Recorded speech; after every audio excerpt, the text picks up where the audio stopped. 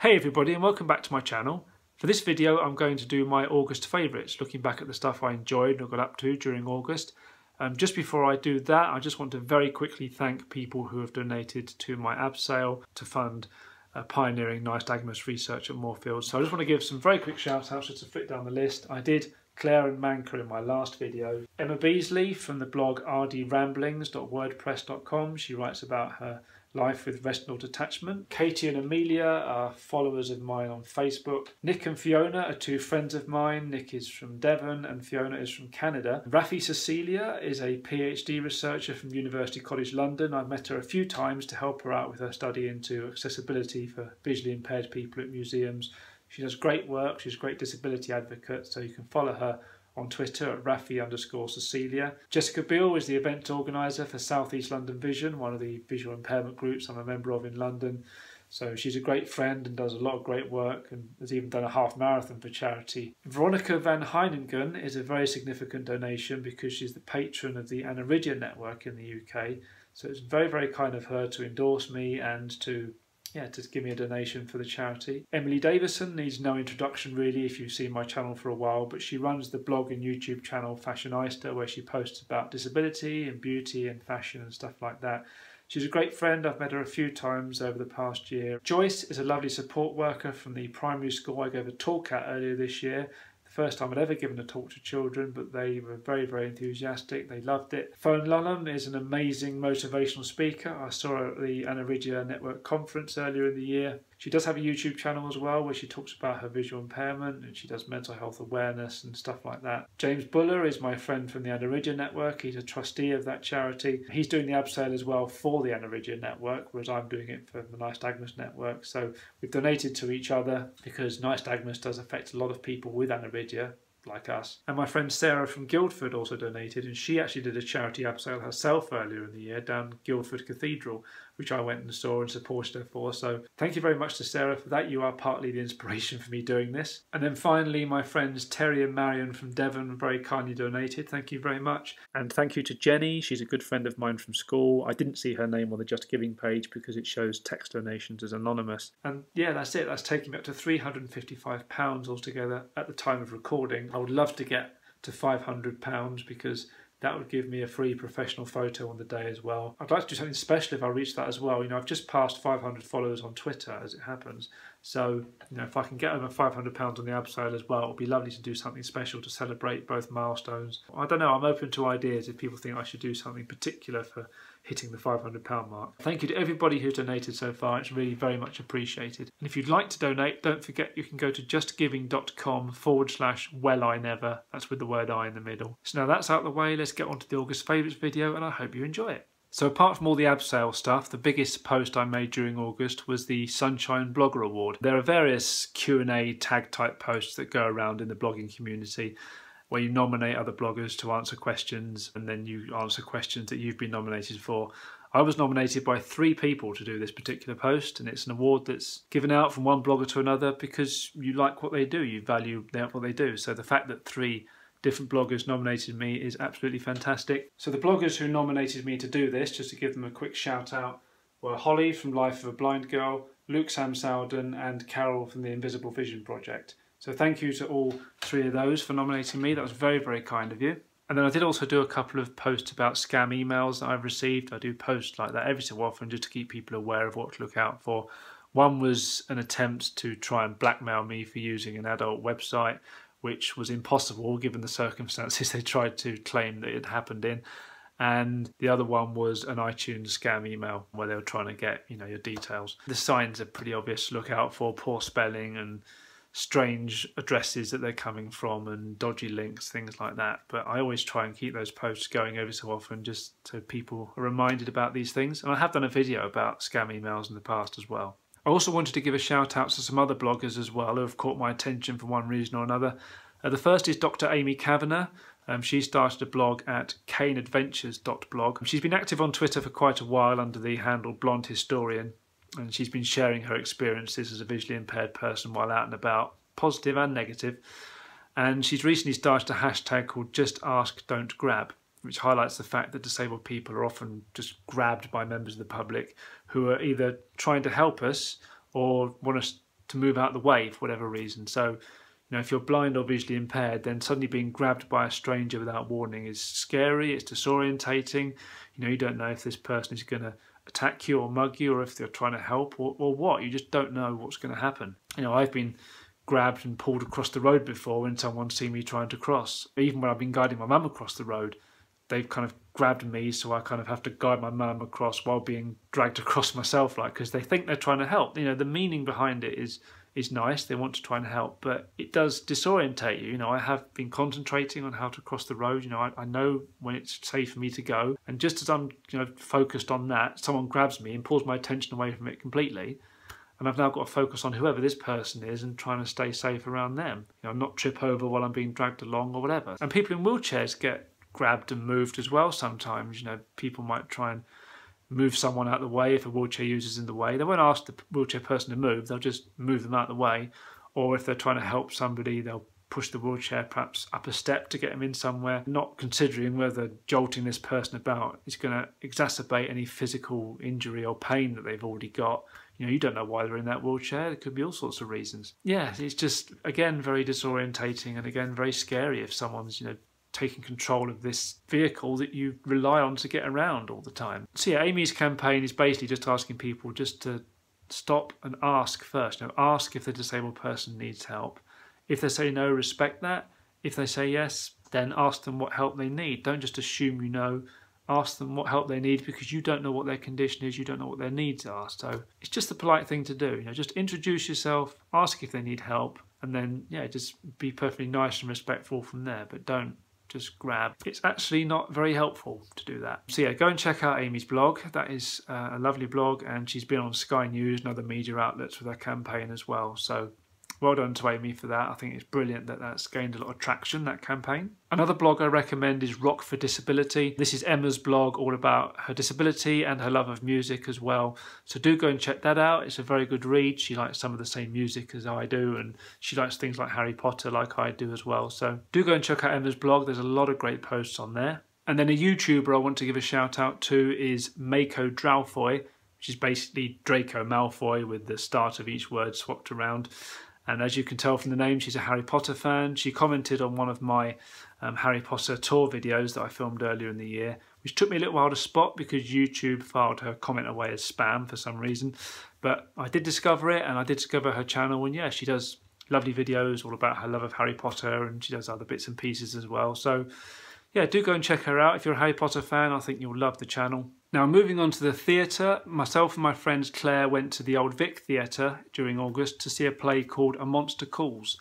And this is based on a book by Patrick Ness, and his book was based on an original idea by another lady who sadly passed away before she could finish her original book, so Patrick Ness took it on. And without giving too much away, it's basically about a teenage boy called Connor whose mother is seriously ill, and he's struggling to cope with that, and it has consequences on those around him because of the way he's behaving.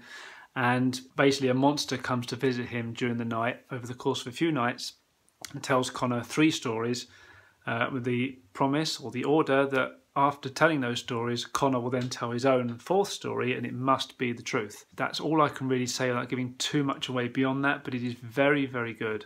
It's very powerful, it's very, very moving. Although there is the fantasy element of the monster involved, it is very, very real, and it does kind of evoke feelings within you that you can relate to. You know, we've all been through situations similar to Connor's in our lifetime. It's just something that you can really kind of get attached to and engage with. And even though it is, you know, quite a sad subject, there is humour in there as well. There is lightness. There is music as well. There's a kind of a band of 2 brothers playing in the theatre, playing all sorts of instruments between just the 2 of them. And the set design is really clever as well, with ropes being used to represent the tree that the monster's coming down from, and the props being handed out from the cast seated on each side of the stage when they're not performing, things like that. And we got to go on a touch tour before the show, so we could actually have a look at the costumes and props and things on the stage, which was brilliant. I always love it when they do things like that at the theatres. And we had audio description during the show as well, which was very good. The whole show was just very well put together. You know, all the scene changes were choreographed perfectly, and the music was lovely, and the animated backdrops were very effective, and of course the acting was brilliant. It's finished its run at the Old Vic now, but Hopefully it will reappear somewhere else at some point. It certainly deserves to. I've never read the book, so I can't compare it to that. My friend Claire has, and she says it was very faithful to it, so I will try and look that up on Audible very soon, because it is only a short book. It's only about 4 hours, I think, so it won't take long to listen to. I think there's a film as well. I haven't seen that, so I don't know if that would be as good as the theatre show. But yeah, I do recommend A Monster Calls. It is very, very good. It's very, very moving. So take some tissues along if you do get moved by things easily. Even people who don't tend to get moved at productions like that still found themselves feeling very emotional. And it did get standing ovations from many people in the auditorium when we were there on our night. So yeah, I do highly recommend it. I've written a blog post in more detail about it called Nightmares at the Theatre, where I also wrote about my visit to see Nightmare live the month before. So I'll put a link to that in the description and you can go and have a read of that. My friend Claire and I also went to the Science Museum and spent an afternoon there looking around 2 exhibitions. The first was Making the Modern World, which looked at 250 years of engineering and industrial innovation, which is really, really interesting. You've got big vehicles like steam engines and cars, and you've got manufacturing objects like looms and other things. It's just got a huge variety of different objects in there. It's very, very interesting to look around. And then the second exhibition we looked at was The Secret Life of the Home, which is downstairs in the basement. And as the name suggests, it's got lots of old domestic appliances in there, like toasters and cookers and things, and entertainment devices like TVs and record players, some of which look quite unusual. And they've also got some old computer game devices in there as well. There's a lot of interactivity in the exhibition. There's various things you can play with and try answering questions with, or just try making devices work and things. And yeah, you can actually play a computer game in there. You can play Pong, which is a very old computer game, basically kind of 2D tennis in a way, really. Very, very basic, but very addictive as well. We had a few games on there. I won them all, I'm happy to say, but it was good fun though. It was surprisingly addictive, a very simple game like that,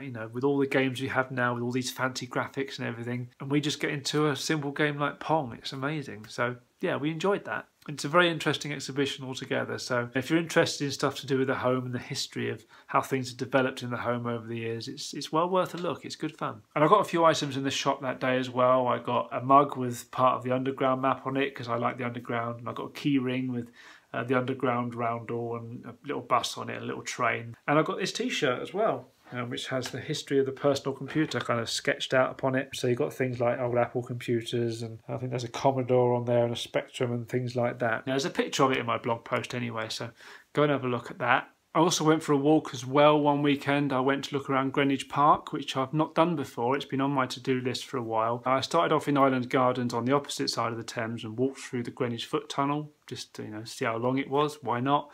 And yeah, I explored Greenwich a little bit and then had a proper afternoon walking through the park, which was really, really nice. It's got amazing views in there. From a couple of the high hills you can see quite a lot of London. It's just a beautiful place to explore. I haven't touched on all of it because it's just not possible. There's just so much of it. I'd love to go back.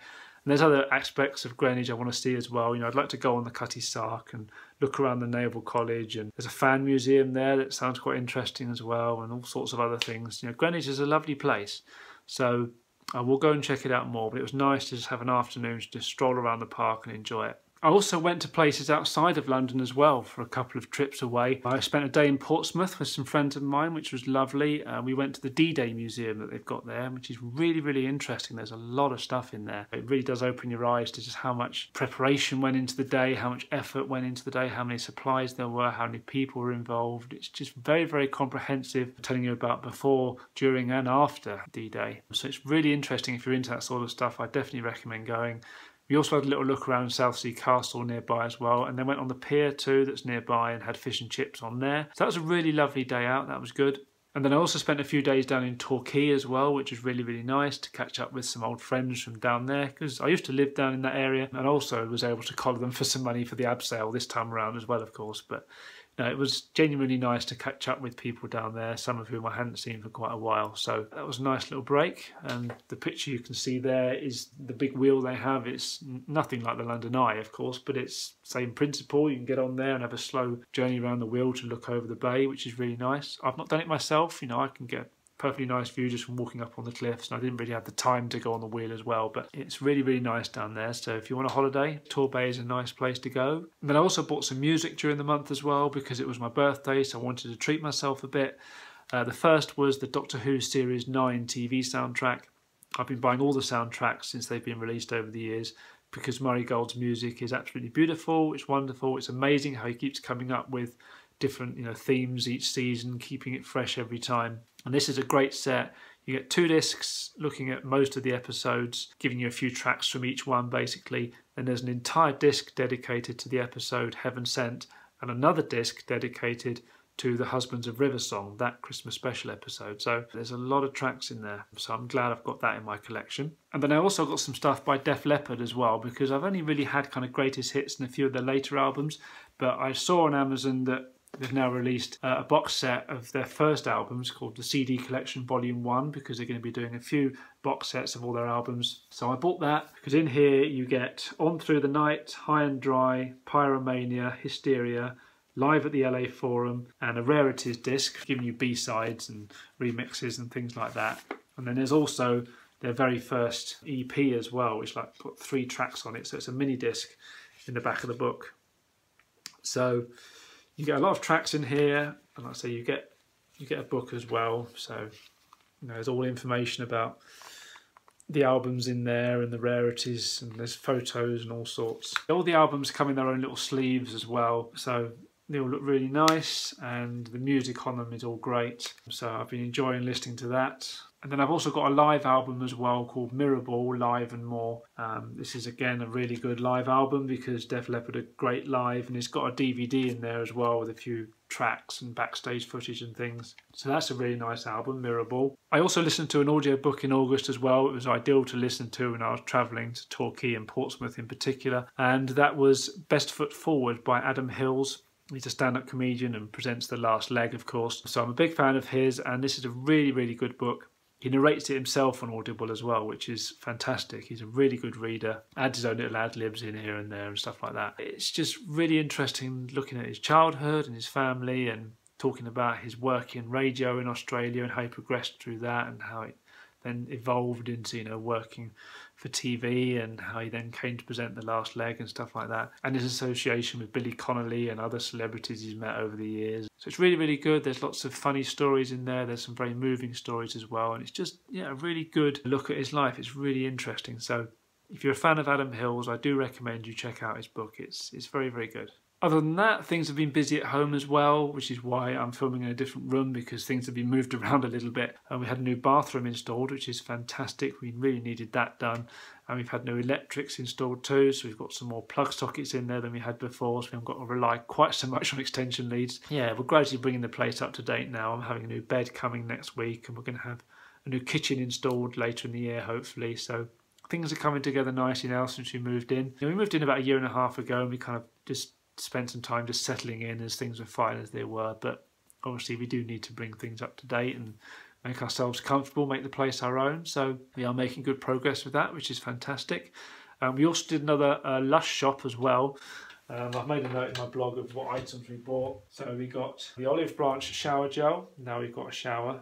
We thought we'd try that out, and it is very, very nice, it has to be said. The Bohemian soap we got more of because we're big fans of that. And we also got a sample of lemony flutter cuticle butter, which was for Mum to try on her nails. And we got all these items in Lush in Westfield, Stratford City. I took Mum into there for the first time. She'd never been in a Lush shop in person before, so she really liked that as well. The member of staff there was very nice, very helpful, and showed Mum the different shower gels and soaps and things. She could feel them and smell them, and yeah, it was really nice. They're very friendly, the staff in Lush, so it was well worth going in there. We also went into Waitrose while we were there in Westfield Stratford as well, because why not? We may as well treat ourselves because we don't shop in there very often. So I got a lovely ham and pineapple pizza, for instance. I got beef bolognese pasta bake, which was very nice. And we got a Charlie Bigham's cottage pie. Charlie Bigham does these lovely ready meals for Waitrose, which are in these wooden trays, and they're really nice and they're really big as well. So I do recommend the Charlie Bigham's ready meals. And we got a chocolate cheesecake as well, and some cherry bake or scones, and some triple chocolate muffins and hot cross buns. I say it was my birthday month. It was Mum's birthday as well, not long ago, so it was a good chance to treat ourselves. And we also got some bits and pieces from Amazon as well, including 2 more of these Amazon Echo dot machines. Because I wanted a couple upstairs. So we've now got 5 in the house altogether, which sounds like a lot, but they're actually handy to have in each room. So we're quite happy with that. The thing I want to mention about Amazon actually is Amazon Smile. That's a new scheme Amazon are doing where if you shop via their Smile site, you can donate to a charity in the process. So you pay for your shopping as normal, and then Amazon will pay a contribution to a charity of your choice, basically. So it doesn't cost you any extra, but Amazon will make a donation to a charity of your choice. So I'm signed up to the Anna Iridia Network in that way, for instance. So it's a nice way to just donate to a charity as you're doing your shopping. And that's it. Thank you very, very much for watching. I hope you found that interesting and enjoyable. Thank you again to everybody who's donated to the Abseil. That's very much appreciated. Again, you can go to justgiving.com/wellinever. All the information is there. And yeah, that's it. Don't forget to like, comment and subscribe. Thank you very much for watching, and I will see you for another video very, very soon. Bye.